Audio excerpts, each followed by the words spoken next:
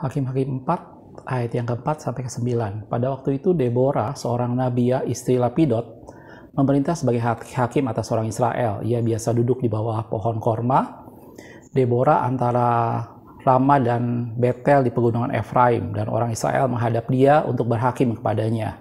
Ayat yang ke-6, lalu ia menyuruh memanggil Barak bin Abinoam dari Kedes di daerah Naftali. Lalu berkata kepadanya, bukankah Tuhan Allah Israel memerintahkan demikian? Majulah, bergeraklah menuju Gunung Tabor dengan membawa 10.000 orang Bani Naftali dan Bani Sebulon bersama-sama dengan engkau. Ayat 7, dan aku akan menggerakkan Sisera, panglima tentara Yabin dengan kereta-keretanya dan pasukan-pasukannya menuju engkau ke sungai Kison, dan aku akan menyerahkan dia ke dalam tanganmu. Ayat yang ke-8, jawab Barak kepada Deborah, jika engkau turut maju, aku pun maju. Jika engkau tidak turut maju, aku pun tidak maju. Ayat yang ke-9, kata Deborah, baik, aku turut. Hanya engkau tidak akan mendapat kehormatan dalam perjalanan yang kau lakukan ini, sebab Tuhan akan menyerahkan Sisera ke tangan seorang perempuan. Lalu Deborah bangun berdiri dan pergi bersama-sama dengan Barak ke Kedes. Oke, salam, selamat siang. Kita ketemu lagi channel Pelita Kakiku, karena firman adalah pelita bagi kakiku dan terang bagi jalanku. Ayat yang baru kita baca adalah salah satu peristiwa hakim-hakim, yaitu hakim yang keempat, yaitu Deborah. Jadi setelah hakim yang pertama Otniel, kemudian digantikan Ehud, dan kemudian ada Samgar di sana, dan kemudian ada Deborah, gitu ya. Walaupun Samgar seringkali jarang disorot, sehingga banyak orang yang menganggap bahwa Deborah itu adalah hakim yang ketiga. Tetapi sebenarnya kalau kita lihat dalam urutannya, Deborah itu adalah hakim yang keempat setelah Samgar. Jadi setelah Otniel, Ehud, Samgar, baru dengan Deborah, gitu ya. Dan ada satu peristiwa dalam firman Tuhan tadi, bagaimana pada waktu itu umat Tuhan itu ditindas oleh Yabin Raja Hasor, ya, salah satu daerah di Kanaan, gitu ya. Dan kurang lebih selama 20 tahun mereka ditindas oleh Raja Yabin ini, dan panglimanya adalah Sisera. Dan di sana digambarkan dalam firman Tuhan pada waktu itu sebagai seorang hakim, maka Deborah sering orang datang ke sana untuk berhakim dengan dia. Dan kemudian pada satu ketika Deborah menyuruh supaya Barak ini datang. Hati-hati saudaraku, bukannya Balak ya, tapi Barak, gitu ya. Barak dari suku Naftali. Dia suruh datang, dan kemudian disampaikanlah firman Tuhan kepada Barak ini supaya dia menyerbu ke Gunung Tabor dengan membawa 10.000 orang dari Naftali dan dari suku Sebulon, gitu ya, untuk bersama-sama berperang. Tetapi yang menjadi jawaban Barak pada waktu itu adalah, kalau engkau tidak turut berperang, engkau tidak turut maju, aku pun tidak mau maju. Kalau engkau turut maju, maka aku pun maju, gitulah. Itu yang menjadi jawaban yang diberikan Barak pada waktu itu. Dan kemudian akhirnya Deborah memutuskan, oke, aku ikut maju, tetapi kamu tidak akan mendapat kehormatan, karena peperangan ini Tuhan berikan dengan mengalahkan Sisera jatuh ke tangan seorang perempuan, gitu ya. Dan kalau kita lanjutkan ceritanya, dan terjadilah peperangan besar, bagaimana pada waktu itu Barak dan Deborah tentunya memenangkan pertempuran dan berhasil mengalahkan Sisera pada waktu itu. Dan kemudian Yabin Raja Hasor akhirnya membebaskan mereka setelah 20 tahun mereka berada dalam penindasan bangsa Hasor ini, gitu ya. Dan pada waktu itu adalah suku Naftali dan suku Sebulon yang bersama-sama menyerang bersama-sama dengan Barak di sini, gitu ya. Biasanya kalau kita mendengar cerita ini, perhatian kita selalu tertuju pada pribadi yang Deborahnya. Tapi pada video ini saya ingin kita lebih memperhatikan pribadi Baraknya.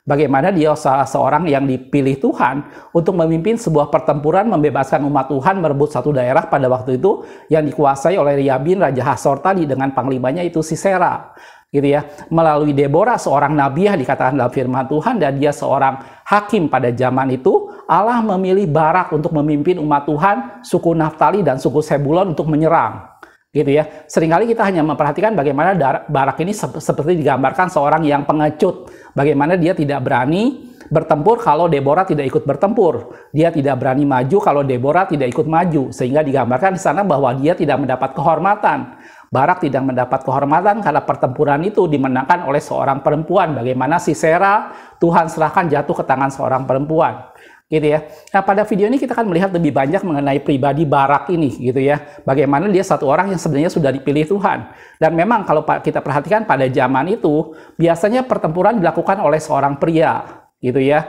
Jadi tentara-tentara apa sih namanya, orang yang berjuang biasanya seorang laki-laki, sehingga digambarkan bahwa apa sih namanya, perempuan yang ikut terjun pada waktu itu menggambarkan bahwa apa sih namanya, kehormatan lelaki pada waktu itu diambil alih oleh seorang perempuan gitu.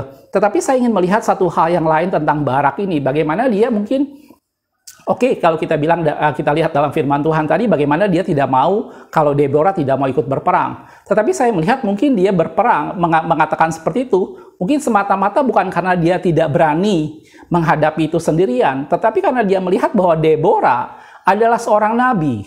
Dia melihat bahwa dari Deborah muncul pesan Tuhan. Dia melihat bahwa dari Deborah lah Allah berbicara kepada dia untuk bertempur dengan 10.000 orang dari Bani Zebulon dan Bani Naftali. Dan dia melihat bahwa kehadiran Allah bisa diwakili dengan kehadiran Deborah. Anda ngerti maksud saya? Gitu ya. Jadi di sini saya tidak melihat, tidak memandang sepenuhnya Barak ini sebagai satu pribadi yang pengecut, di mana dia hanya berani bertempur apabila Deborah ikut menyertai dia. Tetapi di sini saya lebih melihat bahwa Barak menjadi satu pribadi yang melihat Deborah sebagai perwakilan Tuhan. Melihat Deborah sebagai sumber kemenangannya dia.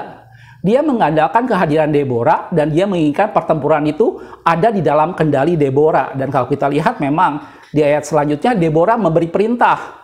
Ini saatnya kamu menyerang, dan mereka pun menyerang dan akhirnya menang. Gitu ya. Dan sekali lagi firman Tuhan diteguhkan di sana bagaimana Allah mengacaukan pasukan Sisera sehingga akhirnya Sisera melarikan diri dan akhirnya dia bersembunyi di orang Keni dan dia dibunuh di sana. Gitu ya. Saya melihat di sini gambaran tentang satu orang yang mengandalkan apa sih namanya, penyertaan seorang nabi, yang mengandalkan penyertaan seorang nabiah pada waktu itu, dan dia menganggap bahwa nabiah inilah yang menyampaikan firman Tuhan, dan nabiah inilah yang membawa dia pada suatu kemenangan. Dan Barak membawa itu di tengah-tengah pertempuran untuk menjamin kalau dia memperoleh suatu kemenangan. Jelas, saudaraku? Dan saya melihat bahwa sebenarnya inilah masalah yang paling utama yang terjadi pada Barak. Belum tentu dia sepenuhnya takut, dan saya bilang tadi, belum tentu Barak adalah pribadi yang pengecut, yang tidak berani bertempur tanpa didampingi oleh Deborah. Tetapi saya lebih banyak memandang bahwa Barak ini menjadi satu pribadi di mana dia melihat bahwa Deborah adalah hakim Israel, Deborah adalah nabiah yang dipakai Tuhan, dan firman Tuhan datang melalui Deborah. Dan dia ingin supaya kemenangannya terjamin, maka dia membawa Deborah ke dalam pertempuran. Dia membayangkan bahwa Deborah adalah perwakilan Allah. Dia membayangkan dengan keberadaan Deborah, maka kemenangan bisa diraihnya. Gitu ya. Nah, pada video ini saya akan melihat tentang bagaimana pentingnya suatu bentuk penyertaan Tuhan. Gitu ya. Di sini Barak menggantungkan penyertaan pertempurannya pada Deborah. Dia melihat bahwa Deborah itulah yang menjadi sumber kemenangannya. Kalau Deborah ada bersama dia, maka dia akan memenangkan pertempuran seperti firman Tuhan yang disampaikan oleh Deborah itu sendiri. Gitu ya. Padahal di sini kita bisa melihat bahwa sebenarnya bukan masalah Deborahnya ikut atau tidak. Tetapi masalahnya seberapa jauh Barak percaya dengan firman Tuhan bahwa Allah akan menyerahkan apa sih namanya, Yabin tadi, Sisera dengan anak buahnya dalam takluk kepada apa sih namanya, Barak tadi. Seberapa jauh dia percaya bahwa 10.000 dari suku Bani Naftali dan Bani Zebulon dapat mengalahkan Sisera. Gitu ya. Nah, pada video ini kita sama-sama ingin melihat tentang sesuatu hal di mana orang meletakkan suatu harapan, di mana orang mengandalkan penyertaan seseorang yang dianggap seorang nabi sebagai satu sumber kemenangan. Gitu ya. Dan kalau kita perhatikan dalam firman Tuhan, ada satu hal yang menarik dengan tokoh-tokoh Alkitab. Kalau kita perhatikan dalam firman Tuhan, tokoh Alkitab di tokoh-tokoh dalam Alkitab itu sangat bervariasi orangnya. Dari berbagai macam suku, dari berbagai macam latar belakang, dari berbagai macam situasi. Gitu ya. Tapi kalau saya mau tarik satu garis yang tegas, yang menjadi ciri utama dari semua tokoh dalam firman Tuhan adalah satu hal, saudaraku, bahwa mereka disertai Tuhan. Gitu ya. Dan ini yang saya mulai sorot lebih banyak. Ini yang menjadi masalah sebenarnya dengan Barak. Bagaimana dia menggantungkan harapnya, bagaimana dia membutuhkan penyertaan Deborah untuk suatu kemenangan. Sekalipun Deborah seorang nabi, kata firman Tuhan bahwa Barak tidak mendapat kehormatan dari peperangan itu. Kalau Anda lanjutkan Hakim-Hakim pasal ke-5, di sana digambarkan bagaimana Barak dan Deborah menaikkan puji-pujian kepada Tuhan. Tetapi dalam firman Tuhan dibilang Barak tidak mendapat kehormatan dari pertempuran itu. gitu ya, karena itu diserahkan ke tangan seorang perempuan, yang menggambarkan semata-mata bukan karena dia pengecut, tetapi menggambarkan bagaimana dia menggantungkan harapnya, bagaimana dia mengharapkan penyertaan seorang nabiah tertentu, penyertaan Deborah sebagai penjamin sebuah kemenangan, gitu ya. Dan tadi saya sudah bilang dalam firman Tuhan, dengan banyak tokoh yang ada dalam Alkitab dan berbagai macam latar belakangnya, ada satu hal garis tegas yang saya bisa tarik di sana, bagaimana setiap orang-orang ini punya satu ciri yang khas, yaitu mereka disertai Tuhan. Ya, dan saya udah bilang dari video ini saya akan membahas tentang pentingnya sebuah penyertaan Tuhan, lebih dari penyertaan seorang nabiah sekalipun. Gitu. Kita akan lihat beberapa tokoh dalam firman Tuhan tentang orang-orang yang Tuhan sertai. Gitu ya. Dan tentunya saya tidak bisa mengambil contoh semua karena ini sangat banyak contoh dalam firman Tuhan orang-orang yang disertai Tuhan. Saya akan ambil beberapa contoh aja. Misalnya saya akan ambil di sini adalah Ishak, Yakub, Yusuf, Yosua, Daud, dan dalam Perjanjian Baru ada Paulus. Gitu ya. Ishak kalau kita lihat satu ayat dalam firman Tuhan dalam Kejadian 26 ayat yang ketiga. Gitu ya. Dikatakan, tinggallah di negeri ini sebagai orang asing, maka aku akan menyertai engkau. Itu kata firman Tuhan kepada Ishak. Dan memberkati engkau, sebab kepadamulah dan kepada keturunanmu akan kuberikan seluruh negeri ini, dan aku akan menepati sumpah yang telah kuikirkan kepada Abraham ayahmu. Dan di sana kata firman Tuhan kepada Ishak bahwa aku menyertai engkau. Kata-kata ini menarik sekali, saudaraku, karena ini adalah suatu bentuk di mana Allah memberikan satu ungkapan bahwa penyertaan Tuhan ada pada Ishak. Gitu ya. Yakub, satu peristiwa yang di Betel ada dalam Kejadian 28 ayat 15. Sesungguhnya aku akan menyertai engkau, itu kata firman Tuhan. Dan aku akan melindungi engkau kemanapun kau pergi. Dan aku akan membawa engkau kembali ke negeri ini, sebab aku tidak akan meninggalkan engkau, melainkan tetap melakukan apa yang kujanjikan kepadamu. Itu janji Tuhan kepada Yakub pada waktu itu. Jadi Ishak sudah mendapat firman Tuhan bahwa aku menyertai engkau. Yakub mendapat firman Tuhan bahwa aku menyertai engkau dan tidak akan meninggalkan engkau. Pada waktu itu Yakub berada di Betel. Gitu ya. Kemudian Yusuf, kalau kita lihat dalam Kejadian 39 ayat yang kedua, saya cepat aja karena ini banyak sekali dalam firman Tuhan yang mungkin Anda sendiri bisa pelajari sendiri. Kejadian 39 ayat yang kedua dikatakan, tetapi Tuhan menyertai Yusuf. Jelas kata firman Tuhan yang menjadi ciri di sana adalah Tuhan menyertai Yusuf. Terlepas dari sifat Yusuf, terlepas dari apapun yang terjadi pada Yusuf, saya udah bilang garis tegas dari itu semua adalah mereka disertai Tuhan. Gitu ya. Dan dikatakan, tetapi Tuhan menyertai Yusuf sehingga ia menjadi seorang yang selalu berhasil dalam pekerjaannya, maka tinggallah ia di rumah tuannya orang Mesir itu. Dan kita tahu kemudian Yusuf kemudian difitnah dan segala macam, tapi intinya adalah Tuhan menyertai Yusuf. Gitu ya. Tokoh yang lain Yosua, pada saat dia mulai memimpin umat Tuhan masuk dalam tanah perjanjian.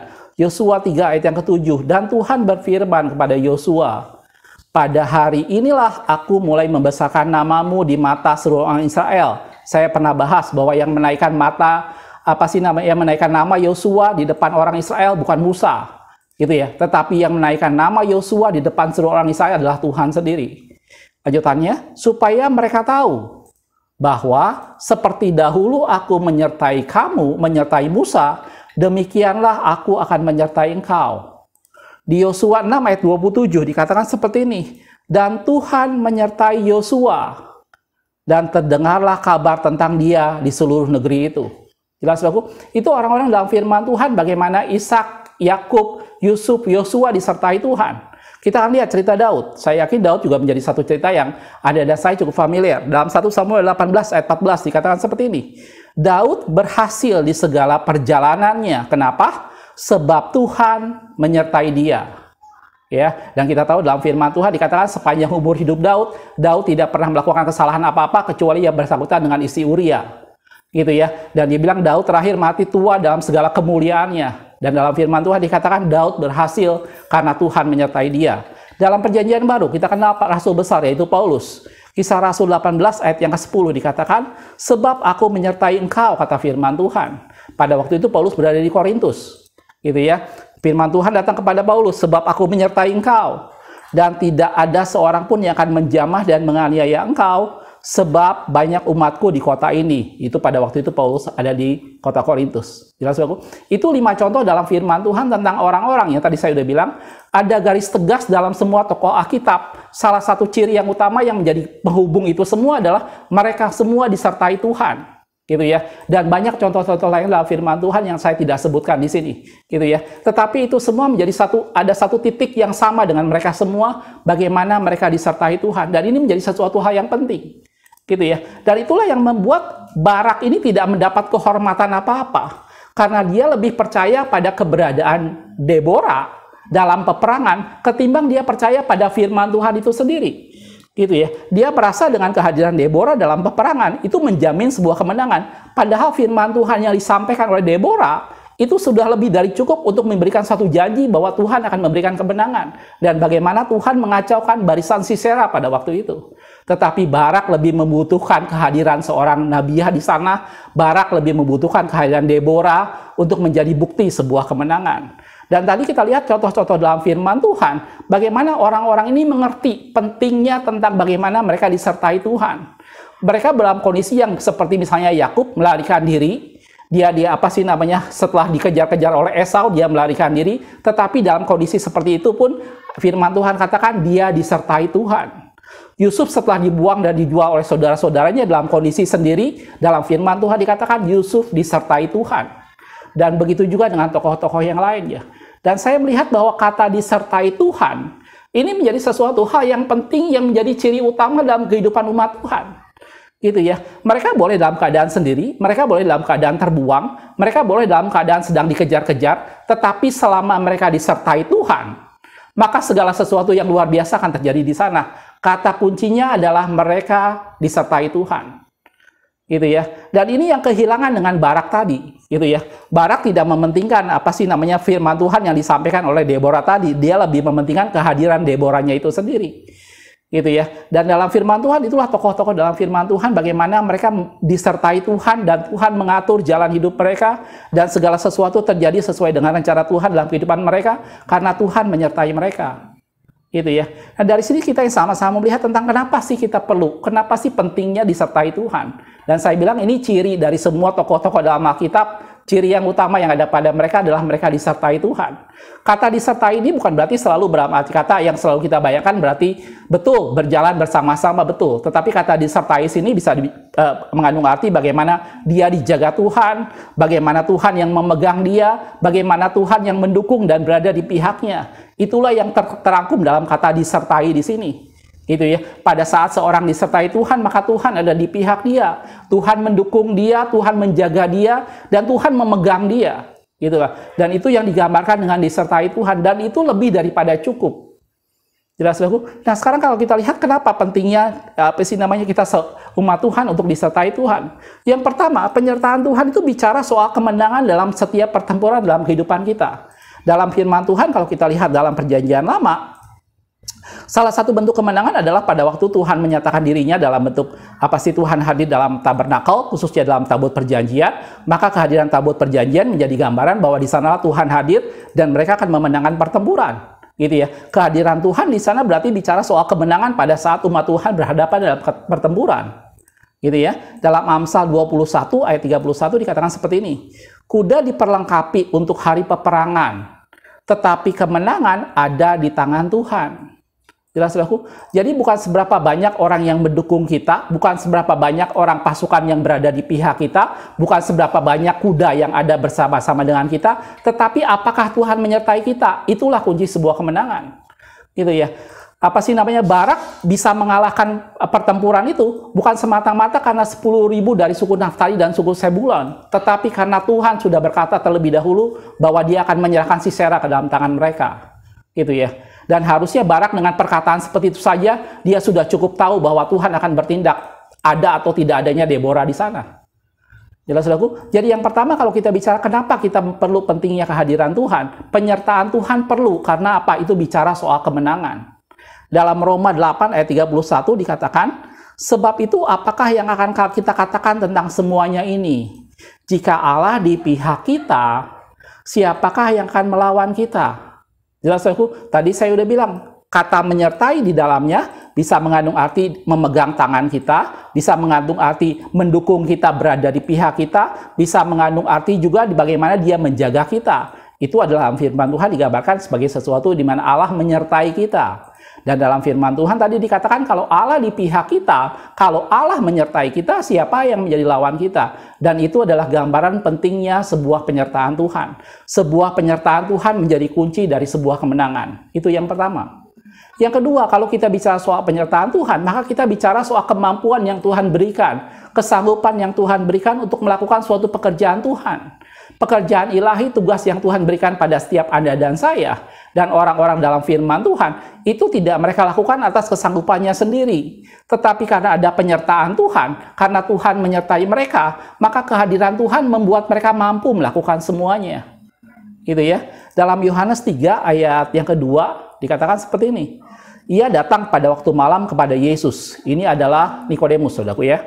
Dan berkata, Rabi, kami tahu bahwa engkau datang sebagai guru yang diutus Allah. Gitu ya. Sebab tidak ada seorang pun yang dapat mengadakan tanda-tanda yang kau adakan itu jika Allah tidak menyertainya. Jelas, karena Allah menyertainya, maka tanda-tanda itu akan ada di sana. Jadi yang kedua, penyertaan Allah bicara soal bagaimana Allah memberikan kesanggupan kepada umatnya untuk melakukan satu tugas yang Tuhan berikan. Gitu ya. Dalam Kisah Rasul 11 ayat 21 dikatakan, dan tangan Tuhan menyertai mereka. Waktu itu gereja mula-mula, dan akibatnya sejumlah besar orang menjadi percaya dan berbalik kepada Tuhan. Karena tangan Tuhan menyertai mereka, Allah meneguhkan setiap firman Tuhan, maka sejumlah orang percaya berbalik kepada Tuhan. Jelas, saudaraku, itulah kenapa kita perlu penyertaan Tuhan. Penyertaan Tuhan yang membuat kita bisa memenangkan setiap pertempuran yang kita hadapi. Penyertaan Tuhan yang membuat kita sanggup melakukan segala sesuatu yang Allah tugaskan dalam kehidupan kita.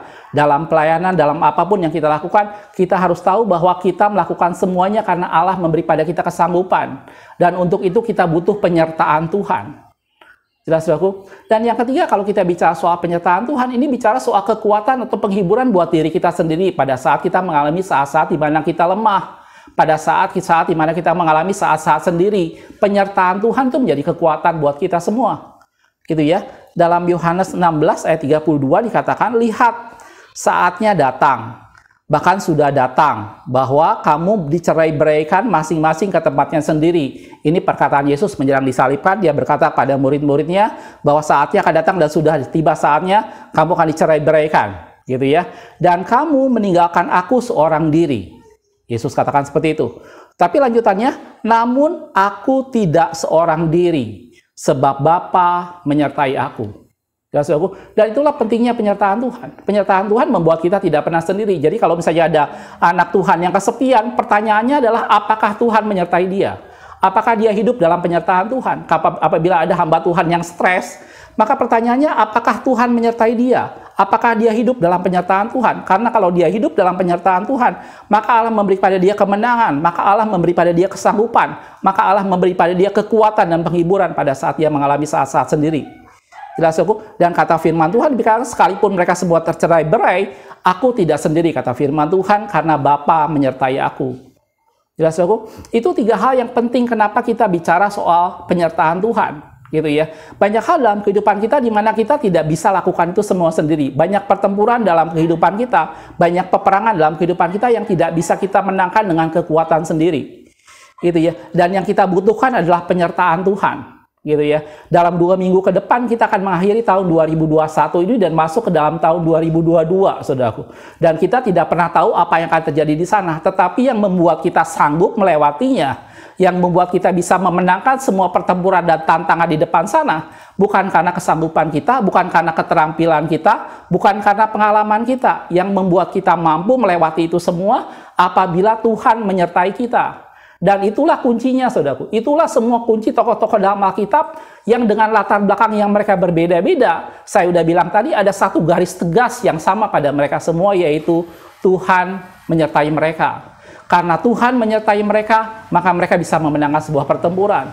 Karena Tuhan menyertai mereka, maka mereka sanggup melakukan segala sesuatu yang Tuhan perintahkan pada mereka. Karena Tuhan menyertai mereka, maka mereka beroleh kekuatan dan mereka beroleh penghiburan pada saat-saat sendiri. Jelas, itulah pentingnya kenapa Anda dan saya disertai Tuhan. Gitu ya. Dan satu hal yang menarik, saudaraku, apalagi menjelang Desember ini, menjelang sebentar Natal. Gitu ya. Penyertaan Tuhan menjadi sesuatu di mana Allah mengerti bahwa manusia tidak bisa sendiri. Dan Allah sendiri yang mengambil inisiatif dengan menyatakan dirinya sebagai satu pribadi, yaitu Immanuel, bagaimana Allah beserta kita. Gitu ya. Kalau kita perhatikan tadi sudah dijelaskan dalam Perjanjian Lama, Allah menyuruh umat Tuhan untuk membuat tabut perjanjian dengan tabernakel di sana. Dan salah satunya tabut perjanjian itu adalah gambar kehadiran Allah. Itu inisiatif dari Allah. Karena Allah mengerti bahwa manusia hanya bisa melakukan segala sesuatu apabila Allah menolong mereka.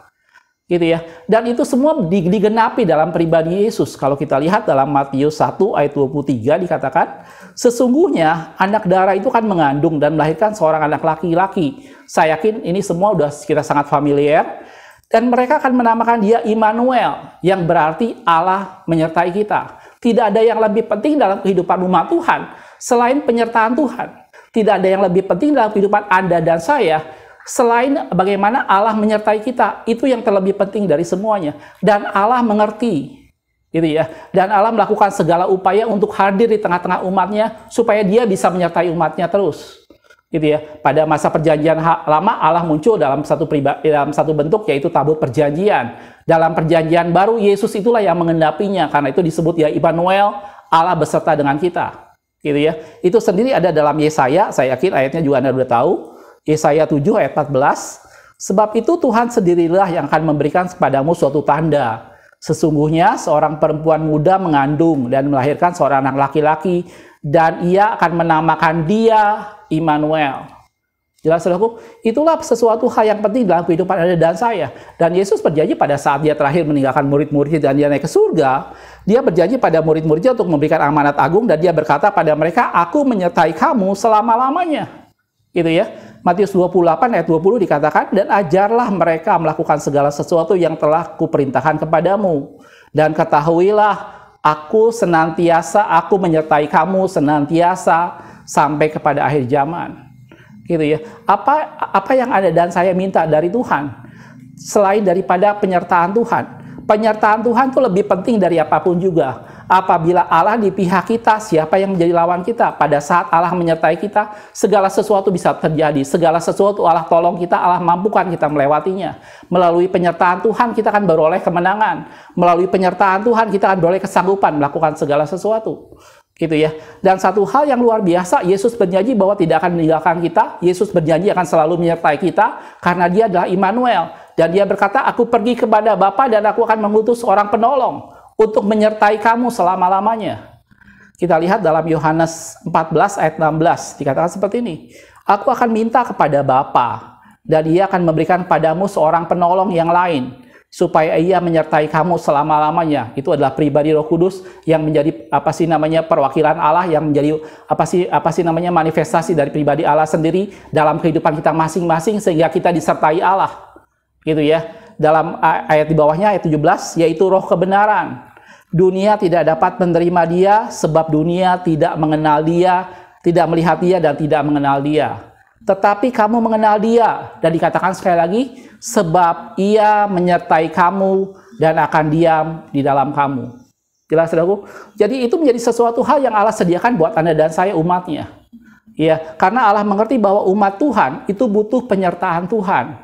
Gitu ya. Kita tidak bisa melewati semuanya sendiri. Kita butuh penyertaan Tuhan. Dan itu sebenarnya yang gagal dilakukan oleh Barak. Dia berpikir penyertaan cukup dengan seorang nabiah.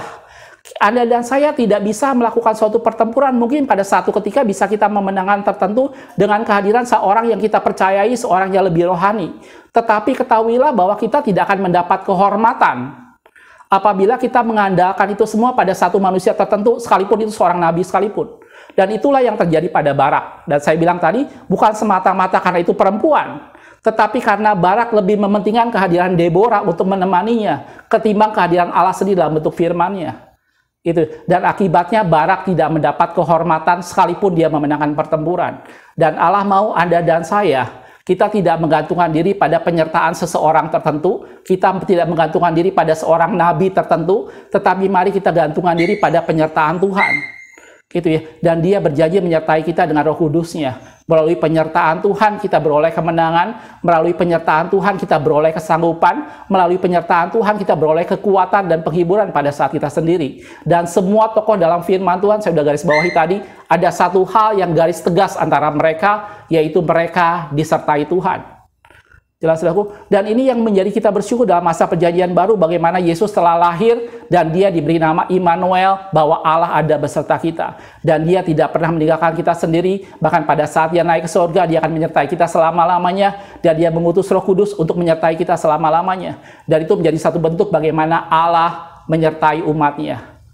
Jelas, saudaraku? Dan ini menjadi sesuatu hal yang ingin saya tekankan pada menjelang akhir tahun ini. Bagaimana di ke depan banyak perkara yang akan kita hadapi yang kita tidak pernah tahu. Jangan gantungkan harap kita pada pertolongan seseorang tertentu, pada pertolongan kehadiran satu pribadi tertentu, sekalipun dia seorang nabi atau nabiah sekalipun. Gitu ya. Tapi andalkan supaya Tuhan hadir menolong kita. Kehadiran Tuhan itu lebih penting dari apapun juga. Jelas, saudaraku? Dan kalau Tuhan hadir, maka kita diberikan kesanggupan dan itu semua. Jelas, saudaraku? Nah, ini menjadi sesuatu hal yang ingin saya tekankan pada video ini, bagaimana mari Anda dan saya kita mengundang kehadiran Tuhan. Kita menjaga supaya Tuhan hadir dalam setiap kehidupan kita. Kita kita berdoa, kita meminta kepada Tuhan bahwa dalam apapun yang kita hadapi, yang terlebih penting adalah Tuhan menyertai Anda dan saya dalam semua kehidupan kita. Pada saat kita melayani firman Tuhan, bagaimana Tuhan menyertai setiap perkataan yang kita sampaikan. Pada saat kita bekerja, bagaimana Tuhan menyertai setiap perbuatan tangan kita. Pada saat Anda belajar, bagaimana Tuhan menyertai segala sesuatu yang kita lakukan. Dan itu lebih penting dari apapun juga. Jelas, aku? Dan Anda harus perhatikan bahwa dalam penyertaan Tuhan ada sesuatu yang tidak boleh dilanggar. Karena Allah tidak bisa hadir di sana. Ada dua hal yang ingin saya tekankan apabila itu berbicara soal sesuatu yang membuat Tuhan meninggalkan kita. Dan saya yakin mungkin Anda dan saya juga sudah cukup tahu, gitu ya. Tetapi di sini saya ingin ingatkan kembali bahwa Allah tidak bisa hadir bersama-sama dengan dosa, gitu ya. Kalau Anda membiarkan ada dosa dalam kehidupan Anda, maka Tuhan akan meninggalkan kita. Itu otomatis kata firman Tuhan.